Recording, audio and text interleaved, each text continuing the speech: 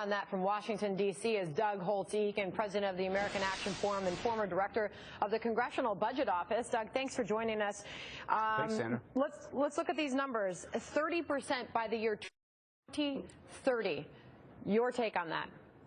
Well, I think it's pretty interesting because they chose 2005 as the base year, and we're already down about 14% or so from 2005.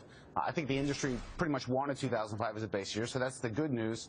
The bad news is you'll only get another, I don't know, 3 to 6 or 7% out of the electrical plants themselves. So the rest of those reductions are going to have to come from places outside the fence line of electrical facilities. That means energy efficiency or reductions in usage at the consumer level. All right, well, let's talk about the coal industry, Doug. I mean, clearly, we're looking at the coal stocks reaction now somewhat mixed, but this is clearly going to hit the nation's 600 or so coal-fired plants the hardest. Absolutely no question, and it's bad news for coal. The only question is how bad.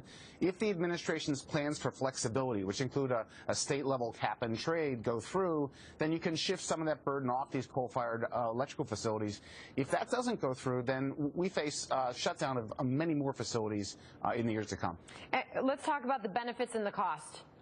Clearly, the EPA, as we just heard from Rich, they clearly laid out the benefits and the costs, and by their measure, the benefits far outweigh the cost. Do you agree?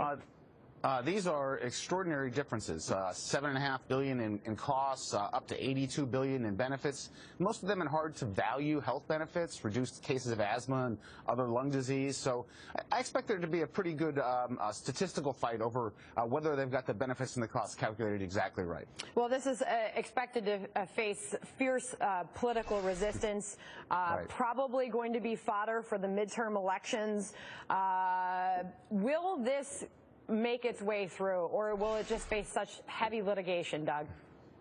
This is going to get litigated. We're not going to see the final rules, certainly for more than 2 years, and there'll be some time in court after that. So this is the salvo in an ongoing debate about the best energy future for the United States. I don't expect it to be enacted as it's written today.